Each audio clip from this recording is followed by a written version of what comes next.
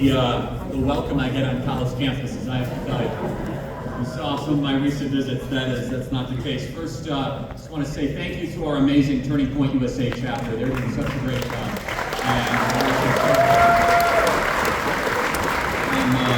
glad to hear from my friend Will Sharp. He's doing amazing. I'll tell you, he's one of the smartest legal minds out there. On our show, anyone watch our show? By the way, thank you guys.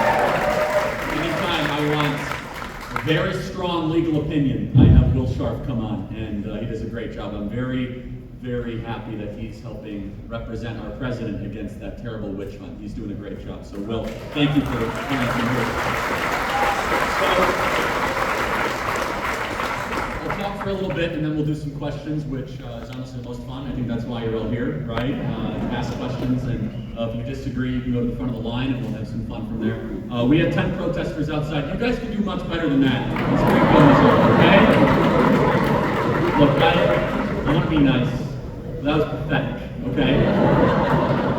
You gotta send your leftists to Berkeley for a couple weeks to learn how to really protest, okay? You know how I know it's not a big deal? I walk on campus here, and they say, oh yeah, there's really no police or all this. I said, wow, you know, this really is God's country, right?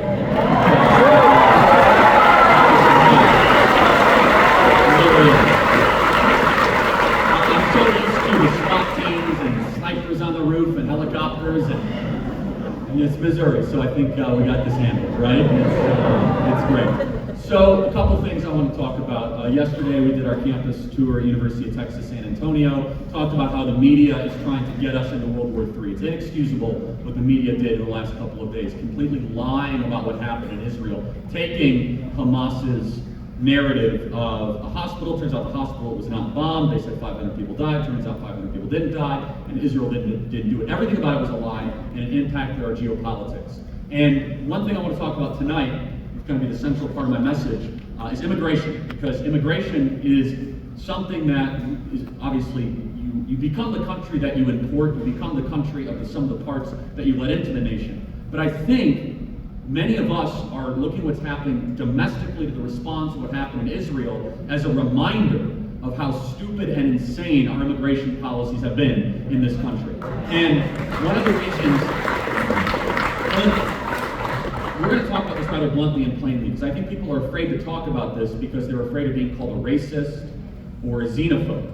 There's nothing racist or xenophobic about loving the country so much that you don't want people who hate your country to come into your country. That is how a lot of your nation. And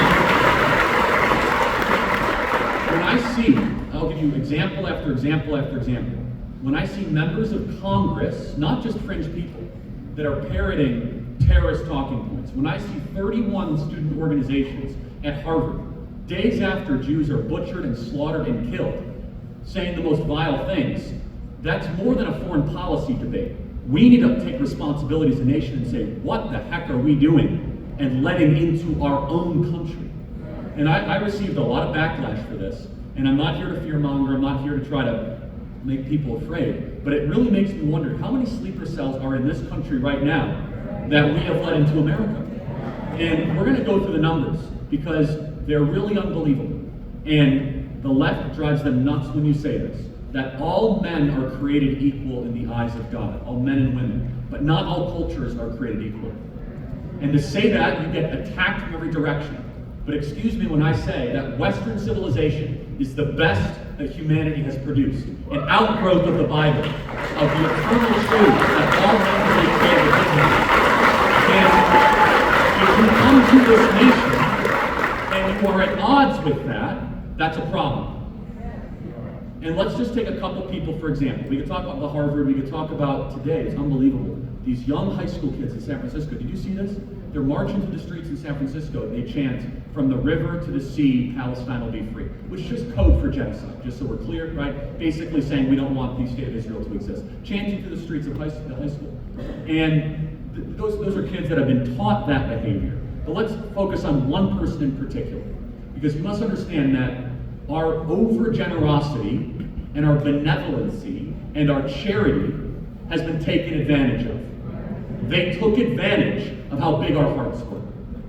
And one of those individuals that we must isolate and we must talk about is Ilhan Omar. Ilhan Omar was born in Somalia, in war-torn Somalia. She fled to a Kenyan refugee camp and was rescued by Americans and was able to come to our beautiful country. Grew up in Minneapolis, educated in American schools, and was raised in the American culture. Eventually runs for Congress, wins, and when she runs for Congress, her message is not one of gratitude, one of how amazing this country is, but her message is that this is a racist country, that we're systemically racist down to the bone. She's talking more about foreign adversaries than our own nation. And now, it's easy to pick on Ilhan Omar. She should be deported. She hates the country. She's a terrorist sympathizer. But we also must be very clear. Because that's easy. Well, it's not easy because our politicians should do that. But what is more important is, why did we allow that to happen?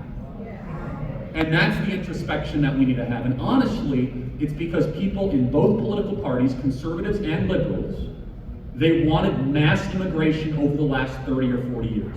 And I'm the first one to acknowledge, I used to be very naive on this topic. And we need to say that, wow, I used to think, they come here and they'll assimilate and they'll learn the language and they'll start to adopt our culture. And some people do come to this country and they have that. But you look at Minneapolis and you look at what happens when you have 400, 500, 600,000 people. This is a question. Has America changed Ilhan Omar, or has Ilhan changed more of America? That's a serious question. And they're actually changing America more than America is changing them. And you must understand that when certain cultures come into conflict, for example, certain strains of Islam, it's more of a political ideology than a religious ideology. And we see this with Rashida Tlaib, who happens to be boring here, but we'll get to her in a second. But Ilhan Omar, her first gut reaction after what happened in Israel is to side with the terrorists. And she's a card-carrying member of Congress. And no, I totally agree. And by the way, President Trump was right when he said, send them back to the country they came from. I'll tell you what. He was 100% right. And I don't care what the media says, and you shouldn't either. Because when something you love is being insulted and abused by people that were welcomed by our generosity, we should be unafraid to say, it's clear you're not happy here. If you come to our party, our nation, and you do nothing but you try to undermine, you try to destabilize, you try to non-stop create issues, we need to ask ourselves the question, what the heck are we doing exactly? And the numbers are shocking. And so in addition, by the way, I'm not even talking about the southern border, which is an outright invasion of our country. And let me just pause. The fact that our leaders in both parties are more focused on what's happening in Ukraine than our southern border is a moral disgrace in our country. It is a moral disgrace. But the numbers are unbelievable when you look at it. And I'm not even just talking about the illegals. We're talking about 2.5 to 3 million illegals invading our country every single year. That's just the illegals. We don't even know the exact number. But let's just talk about the legal immigration. Did you know on top of that, we're giving away 1.2 to 1.5 million green cards and family chain migration citizenship on top of that, of which the criteria is not exactly, do you love the country? Are you bringing a skill set? Are you bringing something? It's, well, if I'm related, and it's almost, in some ways, affirmative action by immigration. And the unpopular but necessary argument that needs to be communicated time and time again is that if you get immigration wrong, your country collapses. If you get immigration right, your country survives and thrives. It is the civilizational altering question. And our leaders just kind of punt, and they don't always want to talk about it for two reasons. On the conservative side, far too many of them are either idealistic, like I used to be admittedly, or they're making a lot of money off of cheap labor to make sure you American-born workers don't have to be paid as much. That the plumbers, the welders, the electricians, the muscular class of this country, the people that work with their hands, that shower before work and after work, they want to try to bring down your wages. And they don't want to actually have to pay you an honest wage. But part of it on the other side, and we must be very clear, is that they're not that worried about the economics of all this. They want to change the country permanently. They want to change it demographically. They want to change it politically. And in fact, they think borders are inherently racist. They think borders are terrible, even though they live in gated communities and they walk around with chauffeured cars all the time. They're the ones telling us that your nation can't have a border. How about this? Nancy Pelosi, or any one of you? How about you take down your big hedges outside of your home in San Francisco, and you tell us that you don't want to do it? 22% of Americans don't speak English at home. 22%. Let me just speak about the English and the language thing. Now, I got in a debate with somebody and said, "Oh, Charlie, why does the language thing matter?" Here's why. When you cannot communicate with your fellow citizen or your person in your country, you are a nation of strangers. And what I learned during COVID is when we are unfamiliar with our neighbor, you become nastier to your neighbor. When you can't see the face of your neighbor, you're less likely to have something in common.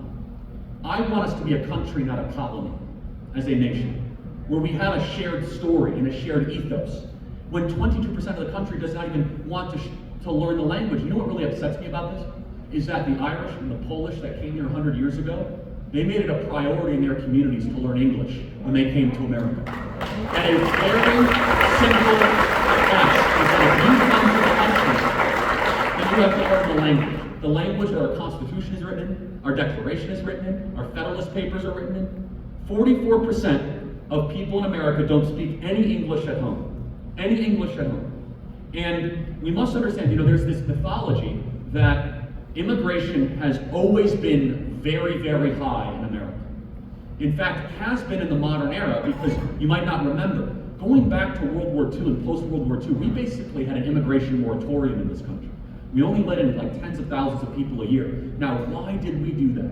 We did that because we had a moral obligation to the people who fought in World War II that were coming back to America to prioritize their livelihood, their wages, and their jobs.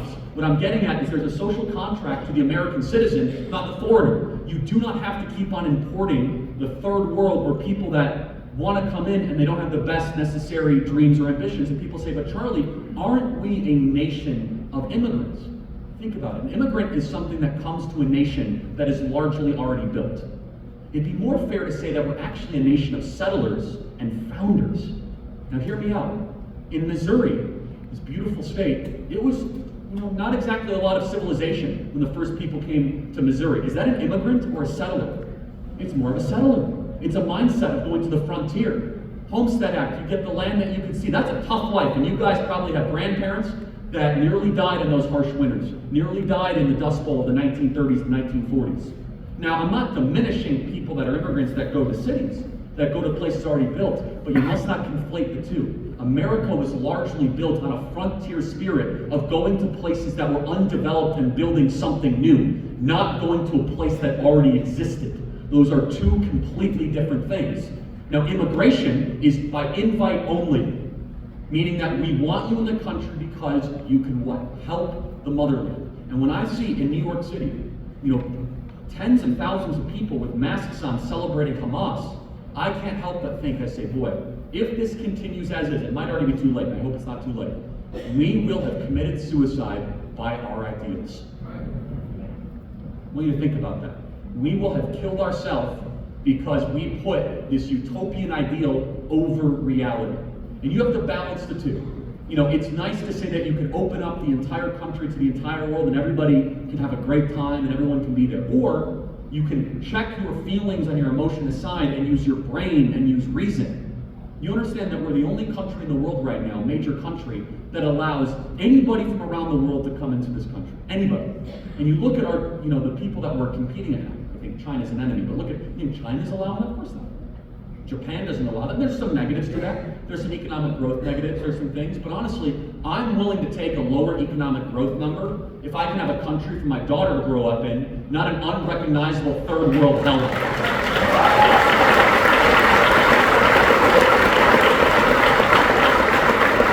So,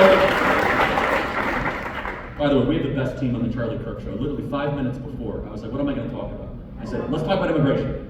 Just out of nowhere. So I had them look at this. In the 1960s, immigration opened up again, and it's never decreased. Right now, the percentage of Americans born abroad is nearly 14% of the country. But that's assuming that we're massively undercutting the amount of the illegals that are in this nation. And you are the sum of who you allow into your country. So let me kind of summarize this, and then we'll do some questions. We need to have a reckoning in this nation of, are we a colony or a country? And so people that are conservatives, they largely get the illegal immigration question right. But let me be even more precise in my language. It's not immigration to border jump into America, okay? That's an invasion, that is breaking in line, and that is an insult to anyone that came here legally into the country. With that even being said though, with the amount of people coming in, there should just be a massive pause before we say, wait, what are we actually doing here? Because we are allowing guilt-ridden politics, guilt-ridden narratives to dictate the nation. You cannot survive at this current rate. And the good news is that you guys are starting to wake up. The media wants you to co-sponsor the suicide of America with guilt. The good news is that the everyday American, you right here, are no longer putting up with it. You, and by the way, some of you college kids, you might say, but come on, how does this impact me? I'll tell you exactly how it impacts you. If you're studying engineering or computer or science, why should a foreign student be prioritized over an American-born, American-educated student? Why on earth is that?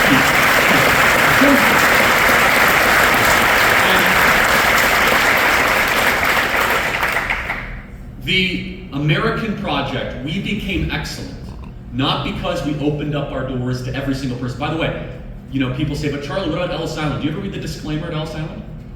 That if you hate the country, you go home. No, you actually should read it. There were all these requirements that if you have diseases or infirms, all this, and you read it and say one of them was if you had absolute hatred if you don't share the values, don't come in. Could you imagine if we did that now? Ilhan Omar never would have been allowed into the country.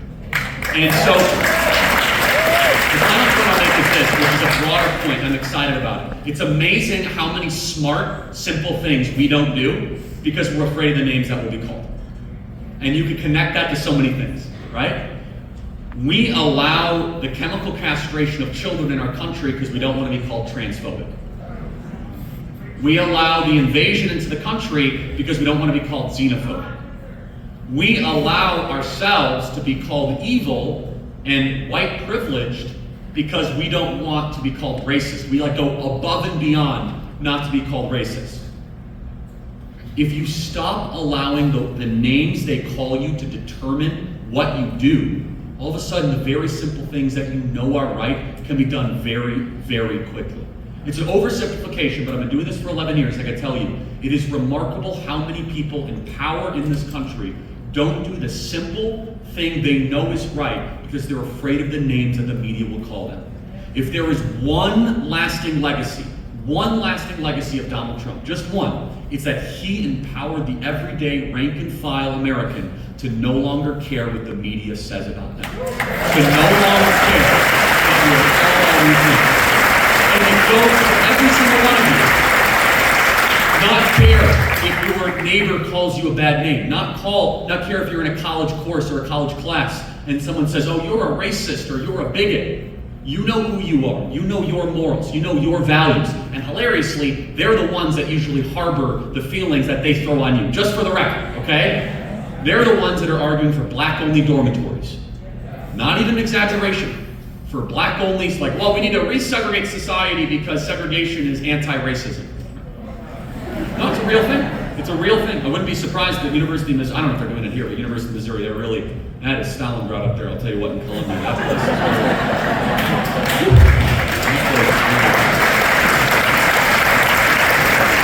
That place has got a lot of problems, I'll tell you what. So, in closing, ordinary people that see their country disappearing and collapsing, there's a lot of reasons for it. There's a cabal of people running the country. But the one thing you can do is break free from the language manipulation, the language control that other people have over you because of the names they might throw at you. And if you find yourself thinking differently or behaving differently, and it happens to me even sometimes, happens to all of us, because of what you might be called, then you're not living in a free country and you're participating in the destruction of the country. I was struck when I was reading about Soviet literature. There's a lot of people in the 80s and 90s that visited the Soviet Union. And they said one of the things, if you went to a coffee shop in the Soviet Union and you were going to say anything political, you'd always look over your shoulder to make sure you're not being listened to. That's exactly what happens if you go into a Starbucks in America today.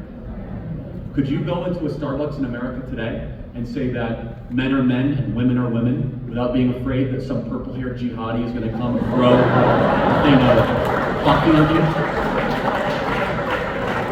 By the way, I have two types of jihadis that want me dead now.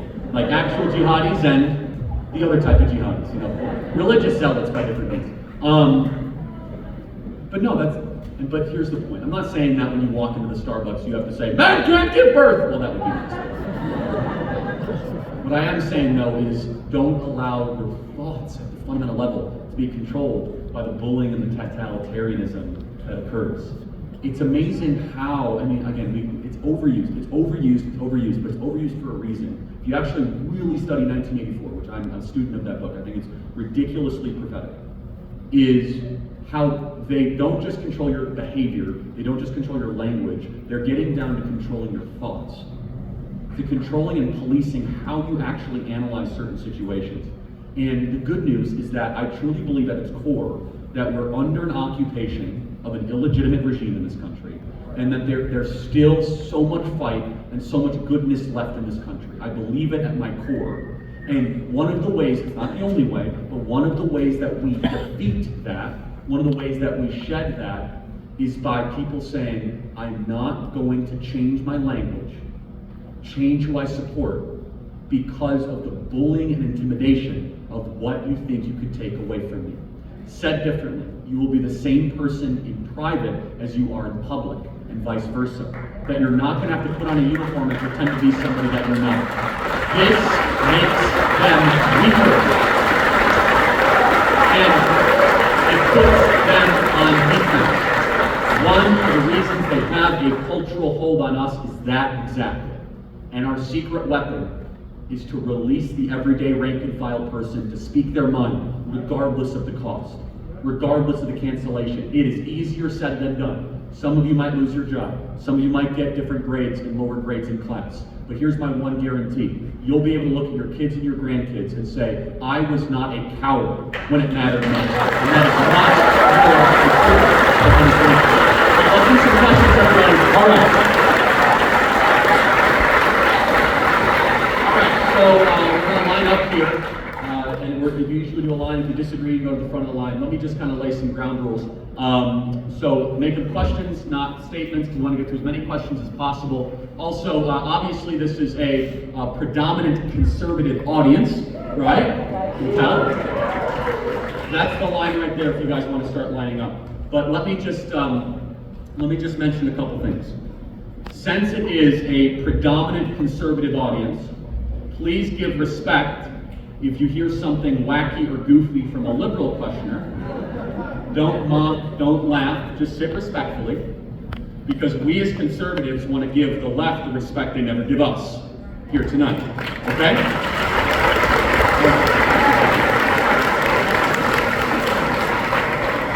My name is Kirk. My name is Kevin. I'm a student here, volunteer, and veteran. My question is,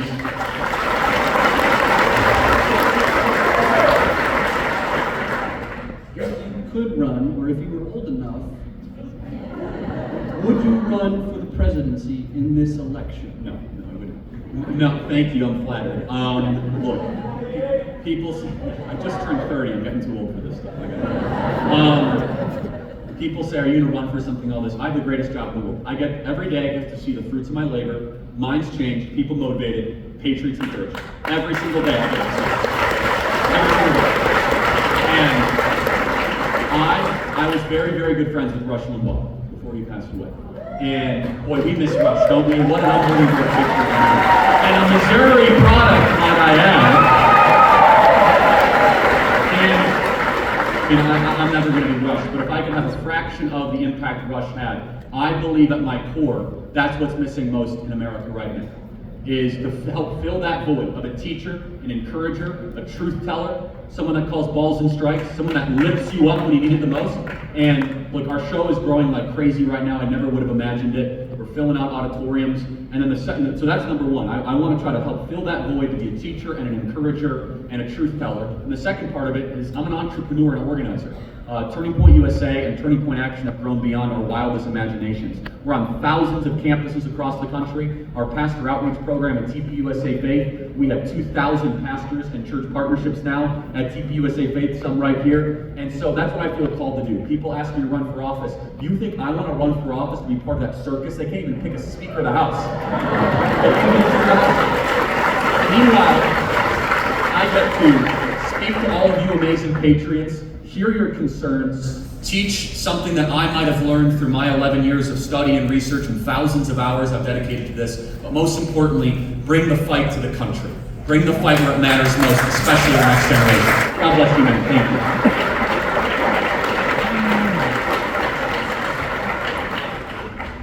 Hey, I'm J Dubs, and I identify as a woman. Women's abortion, I was gonna I know you're against it and everything, but it's like their right, it's like their body, like not yours or mine, and it's obviously their choice, and I just think that it's okay, and I know that you don't, so what, I guess what's your, point? Cool. When did your life begin?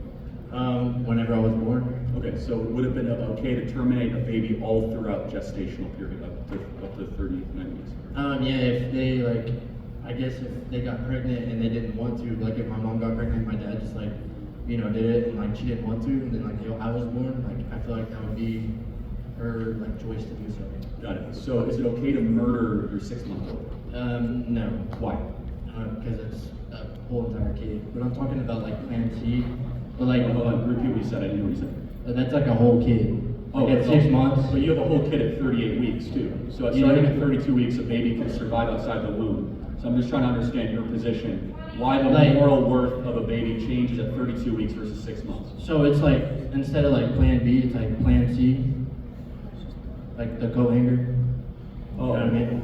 No, I don't know what you mean. I was just wondering, honestly, it's just my take and it's my opinion and stuff, but I'm a transgender woman, so yeah.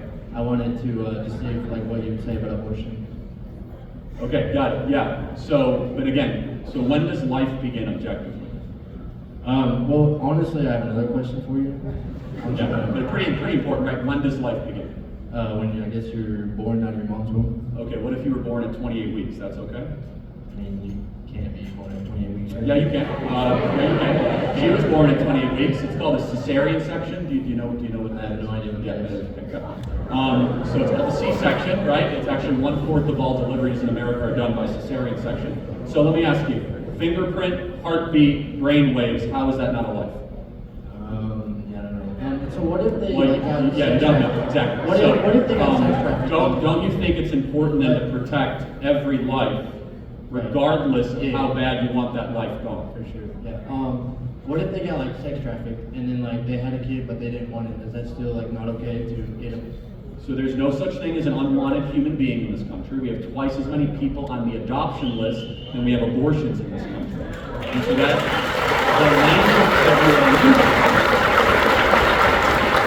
the language you are using of unwanted is no different than eugenics or Nazi Germany, correct? Yep.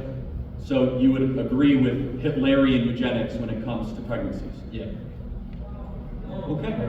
Your position is clear. Thank you very much. You changed my life. Thank you. Great, thank you. Best of luck in future employment.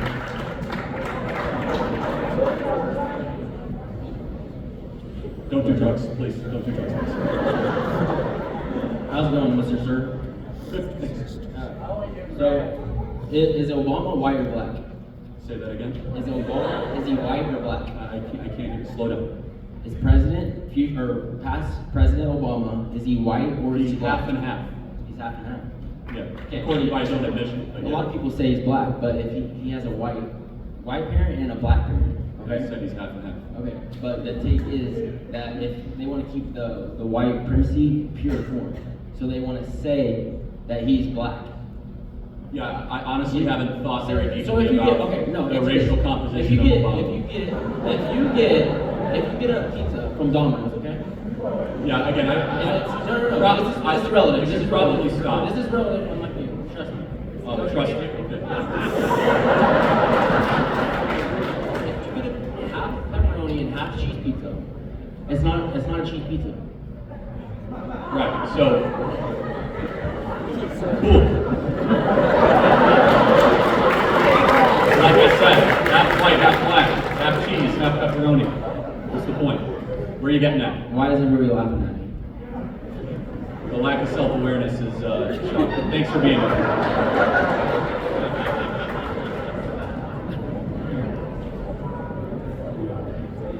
Okay, Missouri State starting strong, everybody.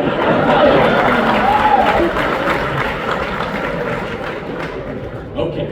Mr. Charlie, it's an honor to meet you. I'm a huge fan of you, Candace, Ben Shapiro, and for someone that looks like me, if I even say I'm a conservative, I often get a strange look. So how do I stand up and say I'm a conservative, and without people saying, oh, how can you be a conservative? And often they refer to saying like, oh, how can you be conservative and be black? And which is like something I often struggle to respond to, because I don't know why my skin color even plays even any part in being what part of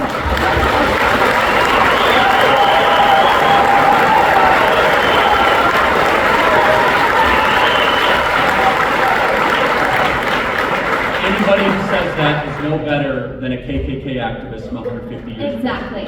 Because they believe that if you have a skin color, you must believe a certain thing. The answer is you don't have to explain yourself.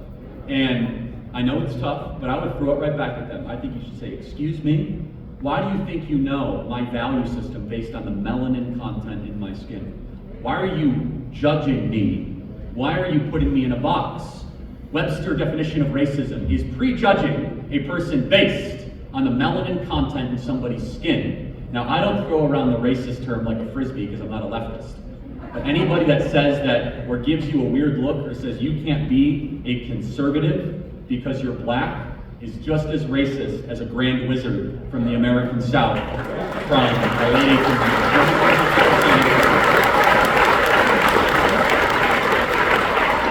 People like you give me hope. People like you that are fighting back and that are standing up. I am so disturbed by the American left's occupation of black America. Black America needs to rise up and needs to reject these Marxist, liberal, left-wing influences, and it's going to start with people like you. So God bless you and thank you so much. Thank you.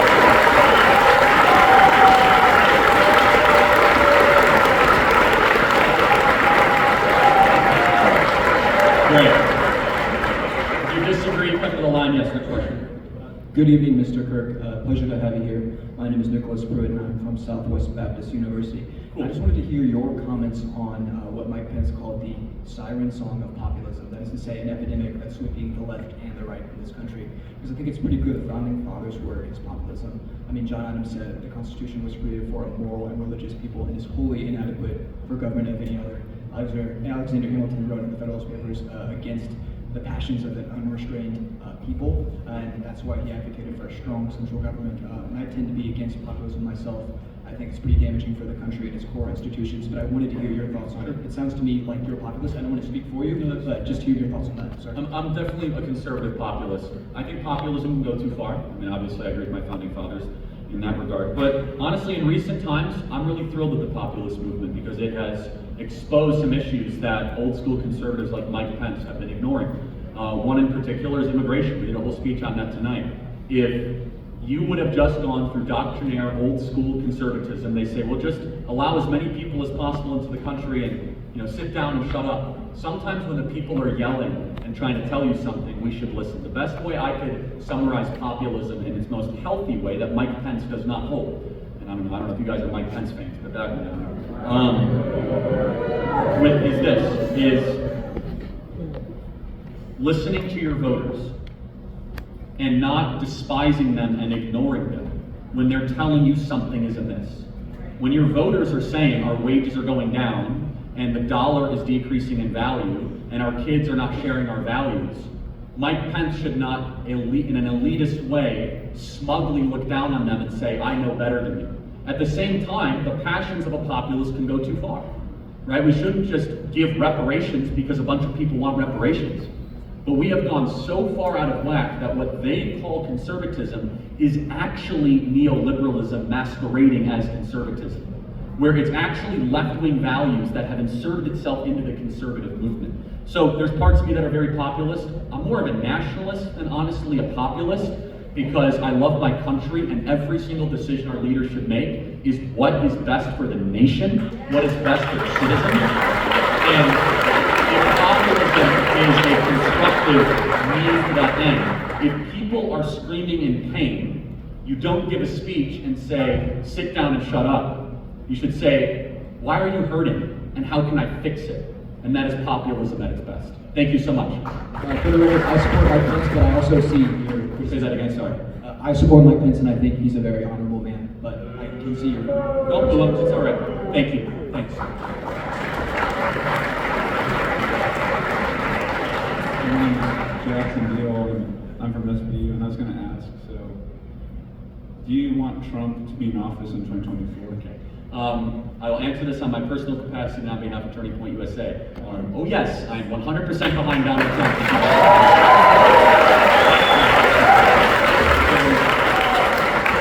I'm looking at the numbers, and I think, like, just of all the candidates, I'd vote for Trump.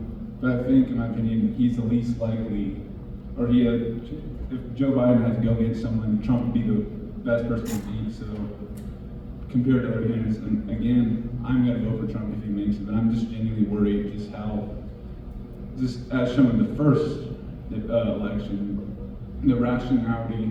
Trump was saying rational things, he was right, but he hurt a lot of people's feelings. And yeah, it's like, it's ridiculous. Like, and I'm just thinking, like, yeah, it just like, So let me, you're coming at it from a good place. I disagree though. So this is a silly statement, but it's necessary. Trump is the only person running for president that has been president before. So the fact that he can't win is just laughable, right? He was a great president for 4 years, so obviously he got there somehow. But there's also this mythology about the 2020 election. And let me just be very clear, that election was a drive-by shooting of the US Constitution and was one of the great injustices that has ever happened in our country.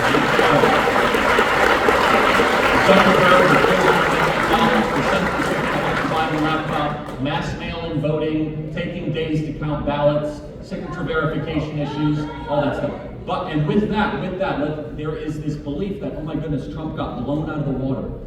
Trump fell 9,000 votes short in Arizona. He fell 10,000 votes short in Georgia and 22,000 votes short in Wisconsin, despite every major institution being against him. And I actually think, I have a different opinion. I think he's the most likely of any of the candidates because he brings out voters that Republicans otherwise have never been able to reach. People that are disaffected, low propensity voters. These are patriots, police officers, veterans, as I talk about the muscular class, people that believe the system is rigged against them because they're right. And if President Trump is able to rebuild that type of coalition, you always want a high energy candidate that can drive tons and tons of turnout. But we must be very clear. People say, oh, he got blown out in 2020. Even with all the deception and the garbage and all that stuff that we saw, even with it, you're talking about cumulatively in 3 states, you're talking about 40,000 votes out of 150 million cast. So let's not rewrite history. This is a guy that was on the margins of the margins with the COVID death counts and the coup from Fauci and Burks and all the ways that they crossed him, right? He was on the margins of earning another term, despite everything they threw against him. One final thought, we have the next question, yeah. So yeah, I definitely agree that the numbers are very suspicious, and I really like your argument saying that go for the best one, because I do think Trump is the best one out of all of them and is the most outspoken. I'm just still shocked that someone like Joe Biden, I call him Captain Alzheimer's, I'm not gonna lie. Yep. Yeah, wins, and you know what, I'm gonna take that. I'm gonna see, I like to analyze stuff, I wanna see how they all kind of play out, but I definitely like that perspective and think, Cool. Thanks, man. Trump. Appreciate it, thank you.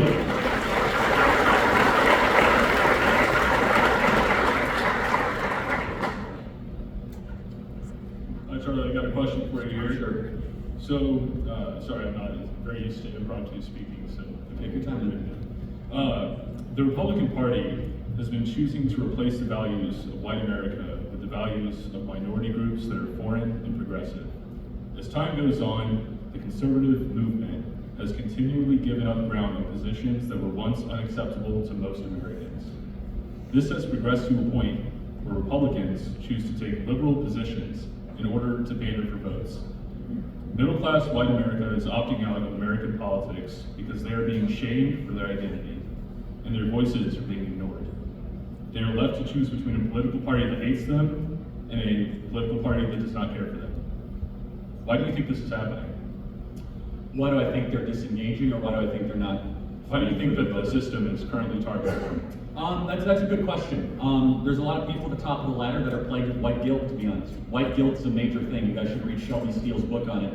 He's a black philosopher and economist, where he says white guilt has been the #1 driver of bad political decisions over the last 50 or 60 years. But honestly, even more than the race thing, I just think that American values are under attack from a hyper-academic elite that say that certain things are quote-unquote whiteness, right? And so, let me give you an example. The Smithsonian Museum, the African American History Museum, the Smithsonian Museum, said that showing up on time, doing mathematics, speaking with proper grammar is quote-unquote whiteness. What they're really getting at is they're trying to say the values that are not necessarily white or black that built the West are evil and toxic. And why the leaders want that? That's an intention question. I can't answer intention questions unless they reveal it bluntly and plainly and repeatedly. But it is true, and I've said it before, that whether it be affirmative action, hiring practices, or the quote-unquote racial reckoning that happened post-Floydapalooza, there is an institutional war on white people in this country. It is harder for a white student to get into a university and a college than a black student or a Hispanic student with similar grades or even lower grades. So why it's happening? That's speculation that people can fill in the dots for themselves, but it's 100% happening, whether through immigration or other ways. And yeah, that's the best answer I can give them. Thank you so much. I appreciate it. Thank you.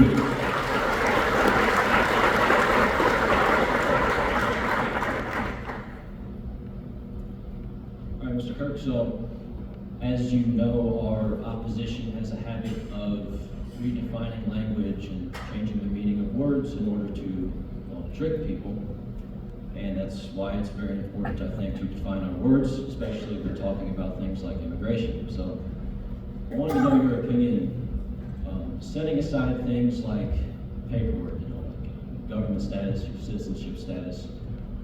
Do you believe that people who migrate to America from any part of the world can claim to be Americans in the same way that, say, someone who perhaps founded and settled this country, 10 generations ago can?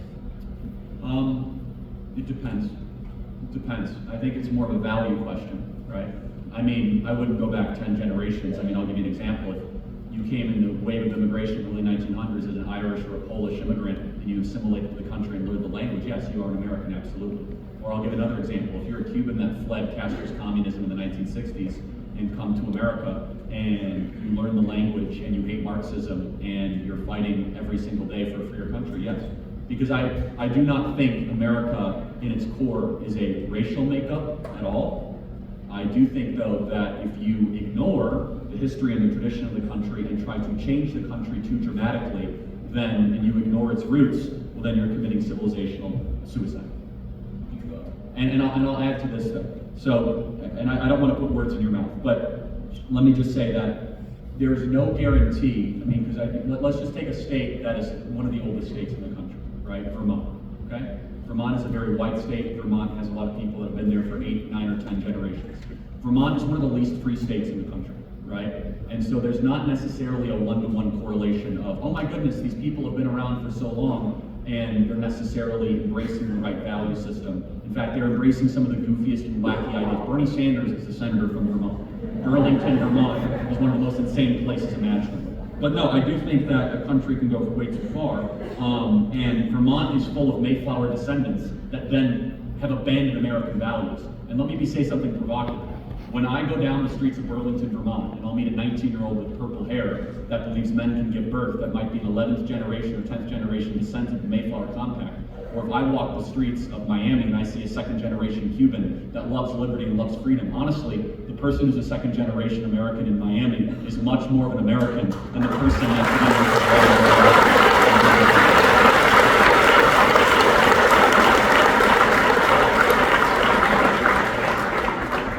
Thank you for that. I just want to add a quick follow-up. Do you believe your opinion would be the same as those who, founded the country and settled the country? I don't know. I mean, you'd have to read what they wrote. So, yeah, I mean, generally, the American founders believed in a Latin phrase, e pluribus unum. Do you know what that means? Out of many, one. That's part of the American Trinity. The American Trinity is liberty, in God we trust, and e pluribus unum. And e pluribus unum de-emphasizes race, tribe, and sectarian ideology, and it prioritizes character, action, and values. And that's the country I want to live in. Thank you very much.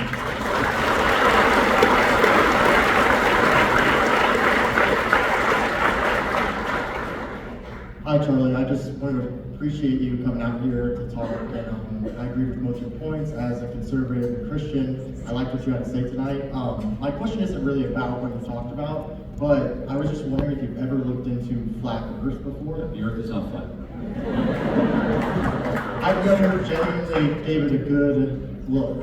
For about 30 seconds, and then I learned to do math and float a plane and saw the spherical Earth. Yeah. Did it? Okay. I mean, I'd say maybe it's worth giving another shot at. A good YouTube channel is Eric Dubay on YouTube. I just think you maybe should give it another shot. Thank you.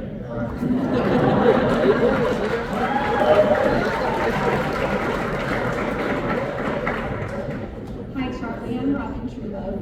I remember you saying that we should not accommodate our society based on mental delusion, yet you let all of them in front of me in line. Well, that's funny. That's a good point. That's a good point, okay?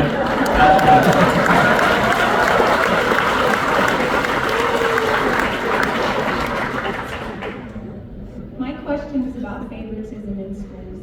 I have a coach that's had his foot on my Mighty Mike football player's neck for 3 years now. He plays his coach's friends and their friends and their friends. And I want to know how to get around that. I said something to him and he tried to get me kicked off of the school. And I didn't incite violence or anything that I wasn't supposed to do. So I looked it up on Google, and you're supposed to go to the coach, and when I went to the coach, he tried to have me exited from the school. My son's a very good player. He's not a player that shouldn't be there. So there's only one way to solve it, because I actually experienced this firsthand. Your son has to handle himself. You can't fight that battle. Your son has to pick the fight with the better player and challenge him publicly. It's the only way. They tell him to practice. No, you gotta hear me out. And if you have to publicly say in front of the team, I'm a better player than you, and I will prove it. I will prove it every single day. There is no other way. You will expose the favoritism. Now that's ballsy, because your son better be the better player. No, he isn't. They tell him to practice at 50% at practice and will not even let him do it. Great. Can I give you some advice though? You're way too involved. You're way too involved. Your son's got to fight this battle, and you got to disengage. I know you love your son, because I dealt with something similar in high school. Best thing my parents did was not get involved. Have to pick your own fight. Well, guess what? I don't know. I want to play quarterback and I didn't. So, well, I made it. But I know this is a tough love. You should not get involved in that. You got to tell your son, like, look, fight your own battle. Pick it out, call it out. Go to the coach and look him in the eye and say, why are you favoring people? Like, I'm not going to let off of you. Like, I'm a better player. I'm going to be respectful. I'm going to show up on time. I'm going to do my weights. You know, and if you are the better player, and then you start to get other players engaged or involved in that. But there's no easy fix. Favoritism is part of life, unfortunately. It just is. And there's no guarantee that that will even work. But at the very least, there's a risk that you could call it the corruption, because it's the same rule in favoritism in sports that it is in politics. When you see corruption and you see insider deals or secret societies, you must shine a light on it. And it's best if it's shown a light on it internally. So I know that might not be the message you want to hear, but can I say something you might not want to hear? You're probably hurting. Okay, well, you're very smart, so I wanted to I'm just telling you that if, as mom involved, it will only make the coach less likely to accommodate. I know that's a provocative thing to say, and I know I'm going out on a limb here, but may have to take a step back and let your son fight the battle for himself. I will definitely do that, and I wanted to, in closing, say that life begins before we are born. God said He knew us before we were in our mother's womb. Jeremiah, amen. Thank you.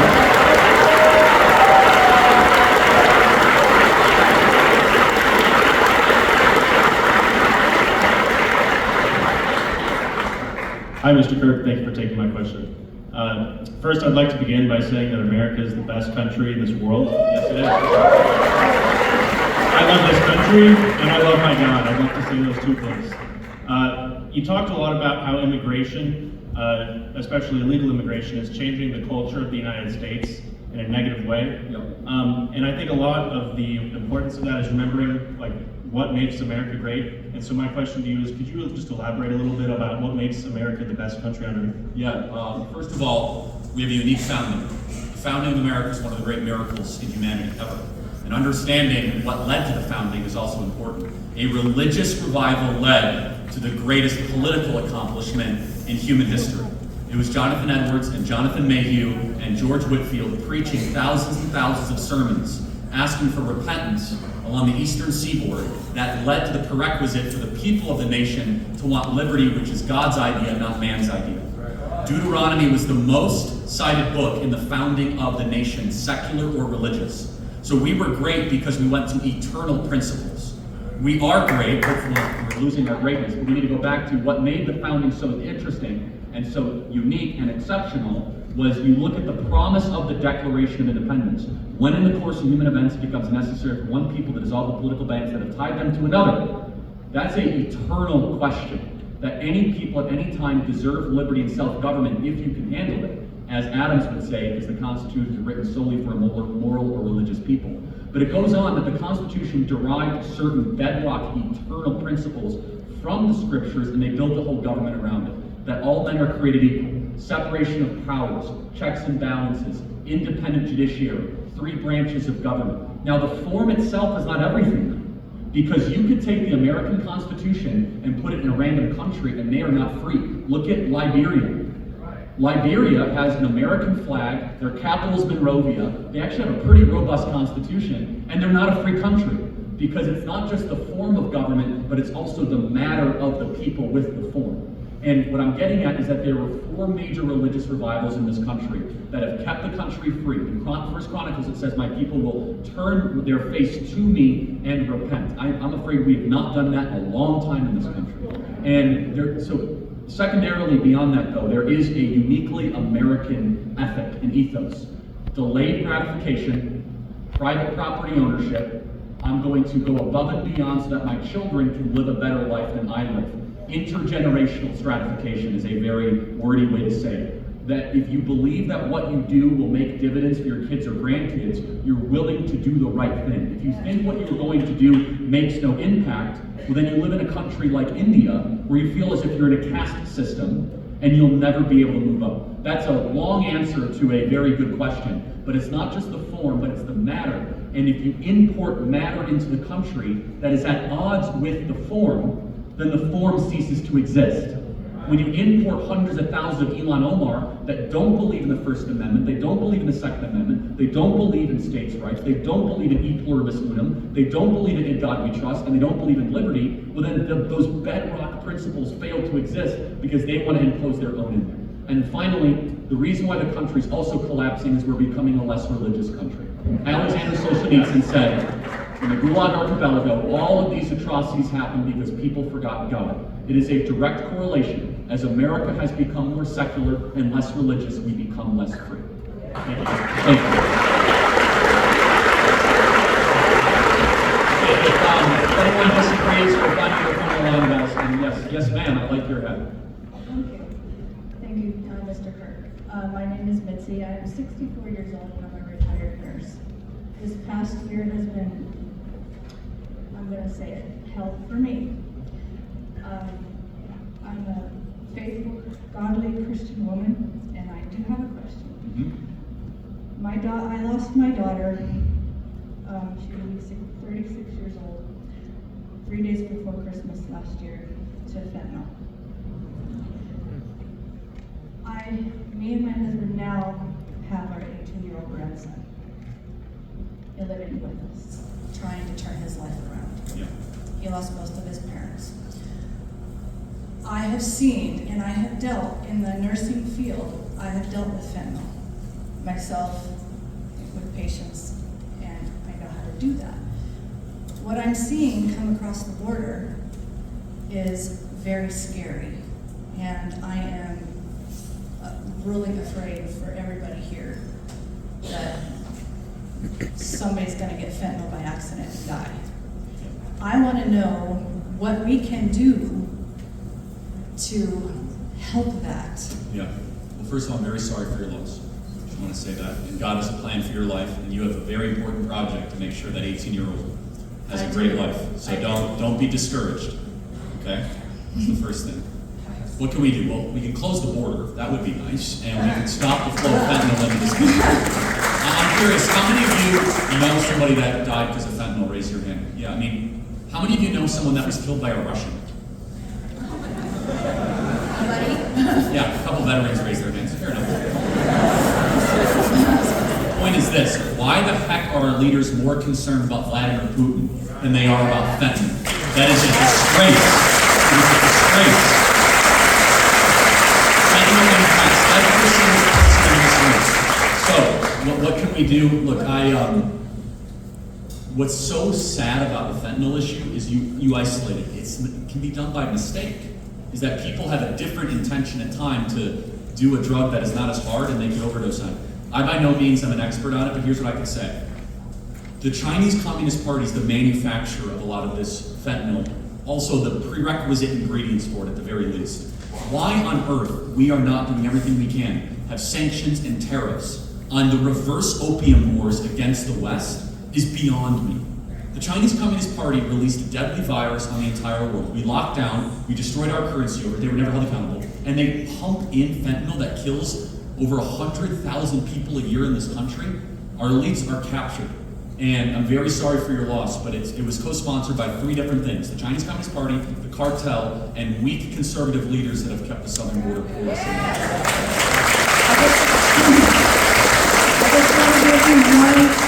Some statistics. She was in Washington State. The coroner from the Seattle King County coroner called me, and I asked him, and he said they were getting 400 a day. Yeah. And it took 21 days to cremate her. Because they were so backed up, and it's all from fentanyl. It's a massacre, and I wish our leaders cared. I certainly do. God bless you. We have to get the next question. Thank you.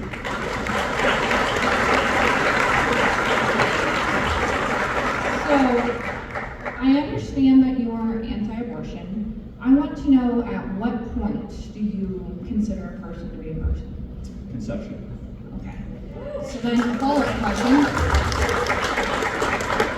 Would a miscarriage be considered an abortion by God? No. Why? First of all, we don't question God's plans when it comes to life or death. Only the author of life know the purpose. But it's an accidental death, yeah. I mean, it's a tragedy, but no, it was not an abortion by God. So we don't question God's decisions, but we don't accept that he could kill. No, you should question them. Okay. You could question them all you want. To wrestle with God is biblical, but to usurp him is not. To wrestle with questions that are very difficult, it's totally understandable, especially people that have dealt with miscarriages. God is sovereign. God has a plan, and it doesn't comfort people. But I will say this, that it is tempting to dwell on the mysteries of life, of evil. Now, there's 2 types of evil. Evil that humans do, and evil that just happens for inexplicable reasons. Evil that humans do, I can understand. We are rotten to the core. For example, somebody says, Charlie, the Holocaust made me lose faith in God. I say, no, the Holocaust made me lose faith in humanity. Not in God. Big difference. There's other types of evil, though. Natural disasters, hurricanes, tsunamis, earthquakes. Those are tough. We as religious people, miscarriages. We have to explain those, and I'm not the first person to get that question, and there's been an unbelievable amount of writing. However, the atheists and the secularists, they have a lot of explaining to do, because they got to explain everything else. They got to explain how that baby was formed in the first place. They have to explain DNA. They have to explain life, breath, our immune system, how we're able to communicate with one another. What I'm getting at is, and you're touching on something that is fundamentally one of the great mysteries of life. And the inexplicable, I think, tests the faith of the believer. And anyone who gives you a great answer to that question is just probably full of bluster. But does it question my faith? No, it actually makes me attach more to an almighty God that gave us existence and life and the universe. Thank you for your question. Thank you.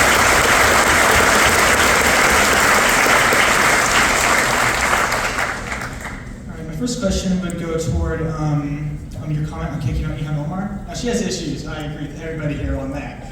But how do we keep a balance of letting people in who are passionate about our country while also keeping an open political discourse alive? Okay, just say the last part again, I'm sorry. The main question is, how do we let people in who are patriotic about this nation, but also have an open political discourse with multiple viewpoints, even if there are Ilhan Omars? So how do we let people in with multiple viewpoints? Yeah, okay. Yeah, without, just letting multiple viewpoints without undermining our own nation. Yeah, What's the balance there? Yeah, so doing immigration in a sane way would be helpful. Right now, we should put all immigration on pause and stop. We let way too many people in this country way too quickly. It's like eating 3 big meals. You gotta let it digest, okay? We gotta put the American citizen first. But if we were to reopen immigration, the first question is, how will it benefit the American homeland the best? Now, first you should pick from countries that historically have been unbelievably pro-American and share our values, right? And to be honest, Somalia would not be at the top of the list. It just isn't, right? I would pick from countries that, for example, allowing Cubans into the country, if they love the country and they want to assimilate, that's proven to be actually a pretty good idea. They're some of the most reliable conservative people in the country. They're family-oriented. They love liberty. So you have to have a criteria. What that criteria looks like or what it is, that's up for policy experts. But I can tell you what we're doing now doesn't work at all. What we're doing now is benevolency-based immigration. Chain migration. You're related to this, and it's not working, right? Instead, we should be, okay, what are you here to offer? What can you do if we were to open up immigration? And most importantly, do you share our values? All right, one more quick question and then a shout out. Yes. My next question would be, historically, like when the Irish and the Germans were coming in, a lot of people thought they would lead to reduced wages for Americans here at home and a lot of cultural upheaval. And long term, it seems to have kind of worked out. So what's the distinction between that historical immigration and the current immigration we're seeing now from the southern border? Yeah, that's a good question. I will say we did pause that old immigration too, just so you know. We paused it after that wave. But the Irish were largely Catholic or Christian, right? They assimilated. And the Irish in this country also, after the pause, it took a lot of digestion. And so what I'm getting at right now is digestion. See where we're at as a country. Can we get wages up? Which they're not outpacing inflation, right? Can we prioritize American workers? And most importantly, prioritize American students. And let me just focus on this in one particular. It is harder than ever for young people to buy a home. Harder than ever. It is out of reach for so many young people. We should do everything we possibly can to make home ownership possible for young people. It makes them more conservative. It makes them happier. Home ownership is completely out of reach for the next generation. I don't think bringing in a bunch of third worlders is making it easier for students at Missouri State University to be able to own homes. So we got to figure that out. Thank you so much. I got to get to the next question. Thank you. I got to get to the next question. I'm sorry. No, okay, you have a shout out? Yes, to my parents, thank you for raising me homeschooled. Public school is not going well right now, and I'm very proud to be raised homeschooled. Thank you so much.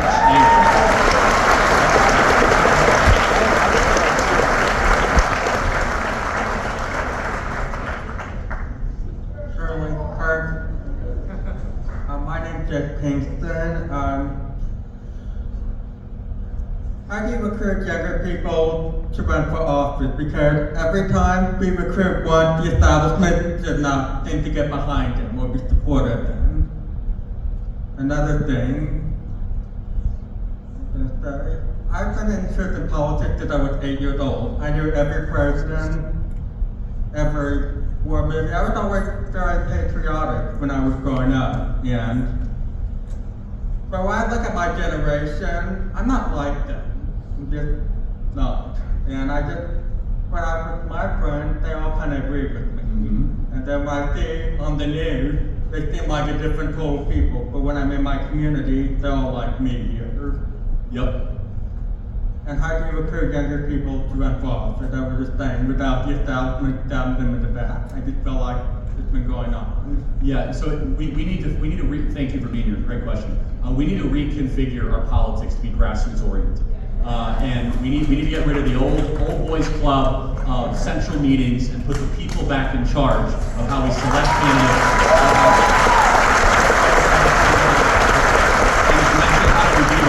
That's where you come in handy. Become a precinct committeeman, get involved in your county party, get involved in your state party. These meetings are insufferable, but they're necessary, okay? You gotta show up. You have, right, Will? I mean, they're awful. They go for 9 hours and they're about it's terrible. But the grassroots outnumber the oligarchs, everybody. And a call to action is that's how we start to draft better people to run for office. God bless you, man. Thanks for being here. Thank you.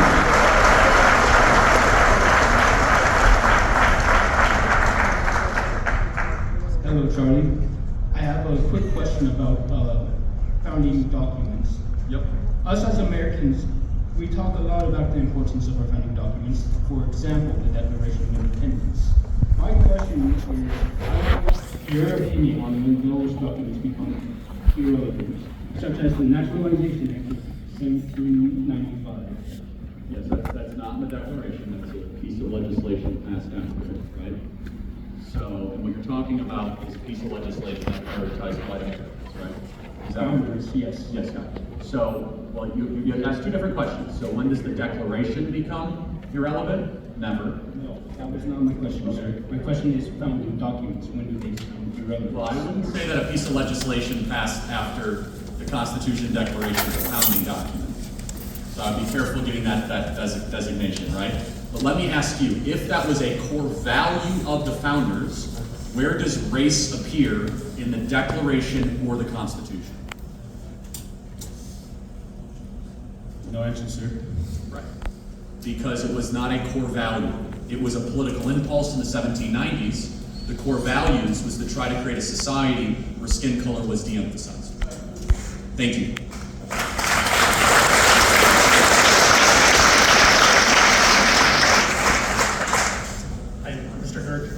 I think climate change is a much more serious issue than the conservative movement gives it credit for. And so my question is, what common ground can we find regarding climate action?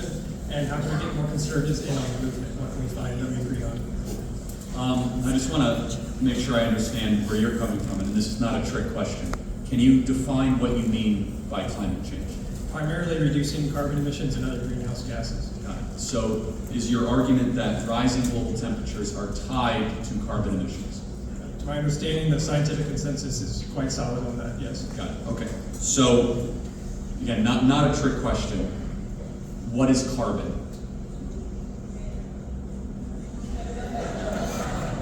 It's not a trick question. It's an element. Yeah, right. Carbon dioxide traps heat in the atmosphere. Right. So. Yeah, so carbon is life, right?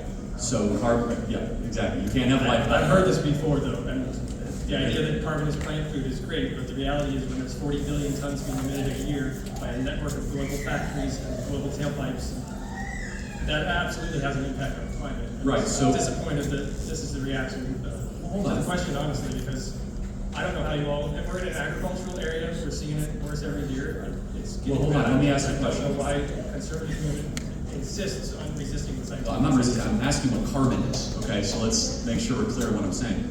Do you think there could be other explanations as to why global temperatures are rising? Yes. Such as? They've studied them, and it's not due to anything other than the emissions.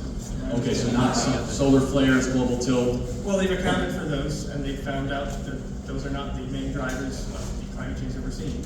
Okay, so you trust, I just want to make sure I understand, you trust consensus from scientists that put forward reports? No, I trust ExxonMobil's own scientists who found this out in the 1980s and hid the findings for decades so that they wouldn't lose money. Right, so excuse me, just as a kind of side note, I'm unbelievably skeptical when I hear scientists say, especially after I had to hear that the vaccine is safe and effective and closing down schools and putting masks on kids was a good answer. But let's pretend you're right. Okay, let's pretend that climate change is an existential threat. Would that be something that you say? To our existence, to the human species, probably not. I imagine the rich will always find an ark to live in while the rest of us have failed. You have some nuance, so that's fair.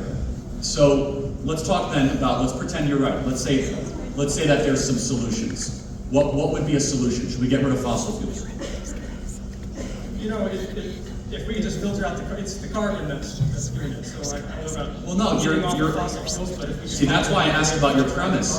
The amount of certainty you have in a planet that is so massive with such unbelievable biodiversity to immediately act that we, the humans, are the only reason that global temperatures might be going up, I think is a flawed hypothesis. Because if you're wrong, then we might try to find a solution that actually might be more about private property confiscation and wealth deterioration, aka Marxism, not actually solving the problem. That's why I challenge the hypothesis, is what else might be contributing to it. So let's just ask some very basic questions. So if carbon is the problem, would you support planting 1 trillion trees?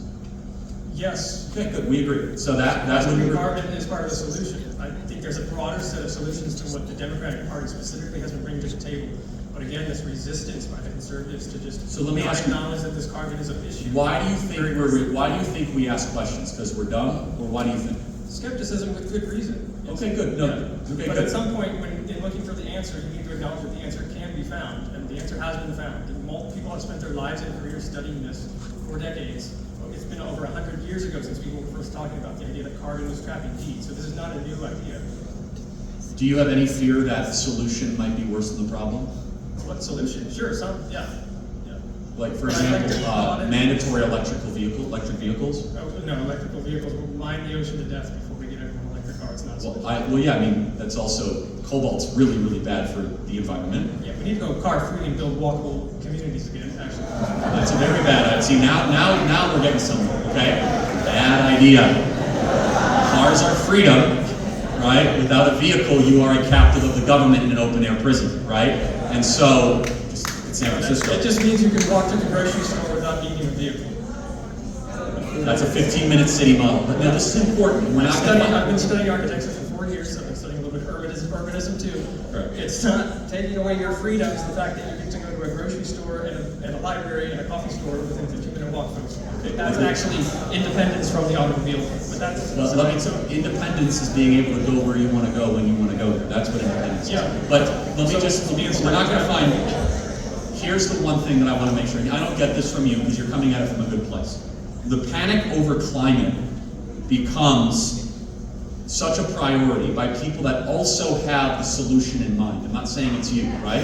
It's fair. And so we have a built-in healthy skepticism over the last decade that we are being constantly lied to by the same amount of cabal of criminals, and at the very least, exaggerating the threat, okay? Exaggerating the threat. Where we are told we must take our freedoms and liberties away, we must reconfigure our life.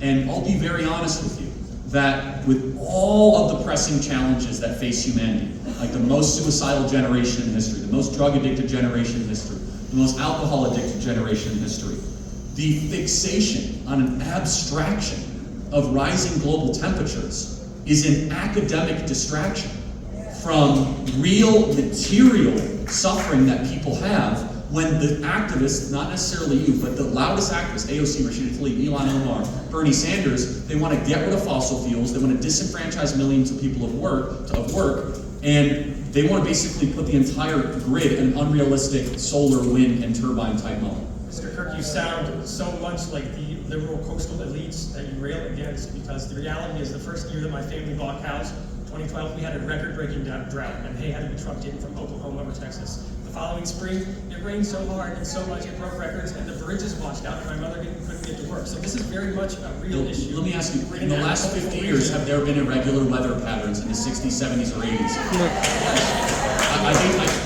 I would just close with this. You could talk to any rancher or farmer here in Missouri. Unpredictability is part of the agrarian lifestyle. To act as if you could perfectly model it. And here's the one thing about climate change that drives me crazy, and I'll just close with it, is that no matter what happens, it gets warmer, it's climate change, it gets colder, it's climate change, it's tornado, it's climate change, it's sunny, it's climate change. It's the one thing that confirms the hypothesis regardless of the result. And so it's the perfect thing to argue for. You might be right. I don't think you are, that rising global temperatures are necessarily tied to human activity. But every solution I hear, every solution would obliterate the American economy and destroy our ability to use our greatest asset, with is fossil fuels, natural gas, liquid natural gas, and oil. Thank you so much. I got it.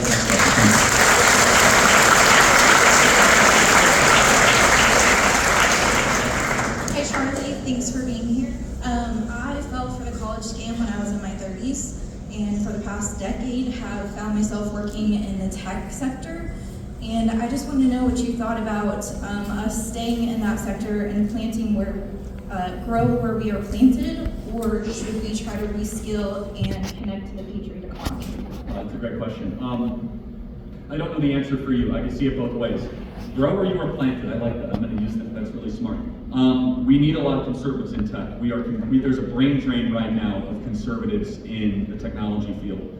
It all depends on whether or not you feel as if you're advancing your values. For example, if you work for Salesforce, probably not a good idea. You should probably cut bait, because Mark Benioff is a card-carrying Marxist communist columnist. I don't work for Salesforce, but I'm a Salesforce administrator. Oh, well, I guess so. I saw your segment with Michael Seifert last week. Yeah, no, I know. I happen to pick on Salesforce a lot because they deserve it. And so, not a big fan. Only you know the answer to that. But the question is, do you feel as if you're moving the ball forward for your values? I don't. Well, then you know the answer. Do you have any advice on how to get connected to tech leaders in the patriot economy? Yeah, the Public Square is a great way, right? PublicSQ.com. You guys got to all download the Public Square app for me, right? And in addition to that, just make yourself available. If you have tech talent, you will be hired. There is such a need in these tech conservative companies to find people that share their values. And so send your resume around. Find Michael Seifert. He could definitely, Public Square is kind of becoming this one-stop shop for entrepreneurs and businesses. It's amazing. So happy to help with that. Thank you. Appreciate it. We'll go a couple more. And again, if you disagree, we'll try to get through this. Good evening, Charlie. I'm assuming my question is not going to gain me a lot of popularity with both Republicans and Democrats. That's the best kind of question. My name's Chase Boggs. I was an infantry Marine who was discharged due to the vaccine mandate, and then I worked for a Republican in U.S. Congress after that. So we agree on a lot, but we disagree on one key topic, I would say. With every projection pointing to a Trump primary victory, and Trump repeatedly claiming he stole the 2020 election, which I agree with him on, how can Trump supporters be optimistic about a 2024 general election and be certain that the same thing won't happen again, since no federal election integrity reform has taken place, and Trump hasn't given us a reason as to why the outcome will be any different? Doesn't it seem like Trump campaign is just playing along with the system that they believe is rigged against them without expecting a different result and without giving a reason why the result will be any different? It's kind of the definition of insanity. Yeah, I have Georgia minorly fixed their laws. Wisconsin had some good decisions for Mark Zuckerberg drop boxes, but not nearly enough is not enough. So, what certainty can I give? Just 1 second. Okay, great. So, please. The censorship's a little better than before. I can say that. We have Twitter now, and we're allowed to say what we want on Twitter. So that's one good thing. Last time we weren't able to do that. It's not X, it's Twitter.com. Okay, that's X. I'm still not adopting it. It feels weird. The whole thing is very bizarre, right? I don't like it. I don't like it at all. I call it Twitter, and I always will. It's like the Sears Tower in Chicago. I still call it the Sears Tower. It's not the Willis Tower. I will die on that, okay? Anyway, and it's like Comiskey Park in Chicago. It's not U.S. Cellular, it's Comiskey. And in Chicago, you know exactly what I mean, right? So censorship is better, so there's some laws in Wisconsin or Georgia better, but I think you're making a good point that they still control the voting systems and we have not nearly reformed enough of it nor launched the proper lawsuits. And do you think RFK has the potential to blow the whole system apart? No. RFK has the potential to get Joe Biden another term. And I have been one of the few people that believes that RFK helps Joe Biden far more than he helps Trump. And the answer, first of all, is like if you go around this room, I bet more people have a positive opinion of RFK than a negative opinion. That's changing now that we're learning that he's a liberal Democrat and that he wants reparations, gun control, and all sorts of stuff. But with RFK, he communicates to low trust voters. Donald Trump also communicates low trust in government voters. So does Donald Trump. Joe Biden runs a high trust in government type campaign. So yeah, RFK at its current trajectory could end up giving Joe Biden another term. Thank you. Yeah, not a lot of people applauded. You shouldn't applaud. Yes, ma'am. We'll do a couple. We'll get to the line. Yeah. Hello, Mr. Kirk. My name is Carly Halen. I want to say thank you for being here first and foremost. At another school, the one I was at before this, I was often told that God is not real, and I even had a guest speaker come in and say that Jesus is in fact Satan. I've always been very firm in my faith, but many of my peers after that talk faltered in their faith. So my question is how do you stand firm against the people who try to stomp on you and twist the truth, especially about your religion? Was that a religious school that you went to? No. Okay, good. That'll be really something.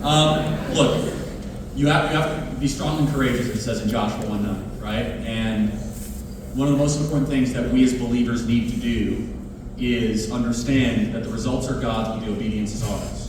And that expressing our faith, regardless of how hard it is our moral obligation and a duty to the divine. So when someone says God is not real, honestly, you should just play with it, right? Which is you say, look, without God, there would be no atheist. Drives me crazy, right? And I got a lot more than that. But look, if you want to go on the atheist part of it, Augustine's proofs for God are the best. That's not Augustine. Aquinas' proofs for God are the best. But more than that, look, some people will not be won over to God just on reason alone. They have a hardened heart. They do not want to acknowledge that there is a power above them, an almighty that breathed them into existence, that they want to be God, and they want to be in charge of their life, and they do not want an eternal moral standard or structure above them. So it's up for you to witness the best you possibly can. Witness with truth and love, and understand that it's not your job, to win all of them over. It is your job, though, to present the truth and allow the truth to work on them, or they're going to harden their heart and reject it. Be strong in your faith. God bless you. Thank you. Thank you.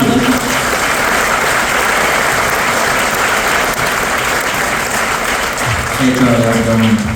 Good, how are you? Hey, doing pretty good, thank you for asking. Just to add on the debate on carbon, no matter how hard we try, we can't stop progress. And renewable energy is the future. If and when renewables such as nuclear, solar, and wind overtake fossil fuels in terms of efficiency, is the conservative movement's answer to that to try and stop that movement, or will it be to adapt?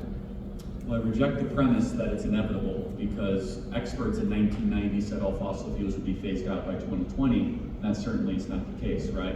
I'm glad you put in nuclear, right? A lot of environmentalists don't like nuclear, so I'm glad you like nuclear. Isn't that just wild, isn't it? I agree, it is wild. And so that's some common ground that we can have, right? And I think nuclear is something that is, yes, renewable, it is abundant, it can be abundant, and we should embrace. But honestly, I want to say this, that if the renewable wins the market, then so be it. But do it without mass subsidies and force and coercion, right? Do it without the government coming in. And it's a clumsier fight than some people realize. And the environmentalists need to be honest. I'm not saying you, I'm just going to talk about broadly, okay? If the environmentalists truly care about carbon emissions, lifting people out of poverty, and lowering utility in a quote-unquote bridge, they should be embracing liquefied natural gas. LNG is abundant, it is clean, it employs so many people, and in the state of New York, they have outlawed all LNG exploration for no other reason than ideology, right? And so, do you have a comment? Yeah, to add to the previous gentleman who was up here talking about climate change is why I came up here. Sure. I have an idea on how to bring conservatives more into quote-unquote environmentalism, is to actually focus on actual conservation. Like if you look, I want to say it's the Illinois River, which is completely infested. Illinois River is completely infested. From the corrupt state of Illinois, okay? You see pollution in our cities. It doesn't take a scientist to say that there is just outrageous pollution. So that's what I'm saying. Like, what is your opinion on bringing more conservatives in to, I guess, caring for the environment in the terms of conservation? Yes, but I want to make sure the morals are always right. And it's my job to slow down mass media movements that can lead us astray. The separation between man and nature, as set out in the first 11 books of Genesis, I believe is the obviously it's the truth, it's the proper way. We do not worship nature, and we do not serve nature. Nature serves us. And we must try to conserve it so other people can also enjoy it, so human beings can flourish. That's an important moral statement that not every environmentalist believes. Some environmentalists believe the humans are the toxin in nature, that they are the invaders in nature, That's a really bad one. I'm not saying it's easy, right? So we have to get our morals right. But yeah, conservation, I'm all about conservation, obviously. But I'm also about when the question needs to be asked, which happens more than you might think, do we explore natural gas, fossil fuels, or coal to help people, or do we not do that to preserve some butterfly that we've never seen? Human beings must always come first. We must have a human first agenda. And the unpopular but true argument is that fossil fuels that get demonized by every person have lifted more people out of poverty and allowed us to have a sustainable level of living that was unthinkable 200 years ago. And most environmentalists literally want what happened in Europe last winter, rolling blackouts and people freezing to death, all because of an ideological green agenda. Thank you very much. We gotta wrap up. I like it whenever you're on Timcast. Oh, thank you. Thank you. All right, last question. Hi. My question is about the COVID vaccine. Yes. I personally have never gotten any of the shots ever. I'm surprised I didn't even get it this far.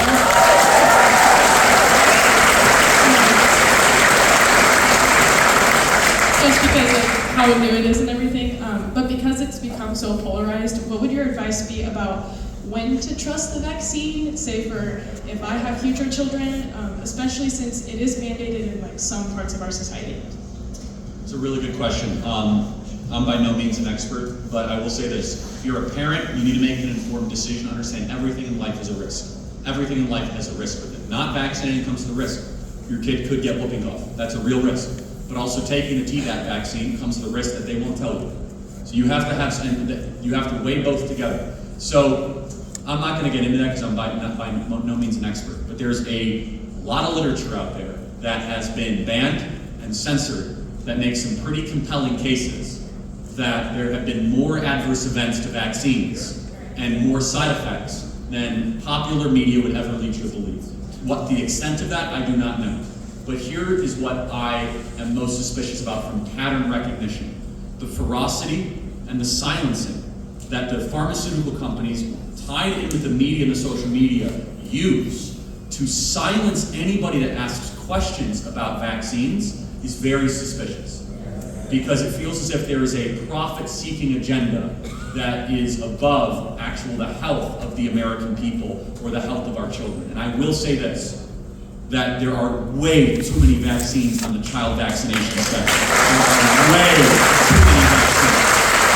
Everybody needs to make their own decisions as a parent, as an individual, but when you look at 75 shots that you are putting into a young baby, at some point, I know this might sound silly to some people, that should just be a gut check, and you should probably be like, that's probably too much, right? That's probably not a good idea. And that's the CDC that is pushing it. So everyone has to make their own decision, and honestly, pray to God will give you wisdom. James 1:5, he'll give it to you generously. God bless you. Thank you so much. All right, in closing, everybody, first of all, thank you for all the questions. It was great. Turning Point USA and Turning Point Action are the two most important things happening in the country. I'm very biased, but we're doing this every single night all across the country, reaching millions of people online, educating the next generation. We will lose if we surrender. We can win if we keep on fighting. Some of you came here tonight, you say, Charlie, I've done everything that's been asked of me. I've knocked on doors, I've run for office, I bought the pillow, I've done everything that has been asked of me. That's crazy. By the way, promo code Kirk at mypillow.com. Just so write it down. You must commit tonight, more than anything else, that you will not allow them to break your resolve. To despair is a sin. I want you to think about that. If you are despairing, you are sinning because you are questioning the sovereignty and the plan of God. Do not despair. Your prayer should not be God save us, it should be God use me. Use me. Get to work. Fight for liberty. I love Missouri.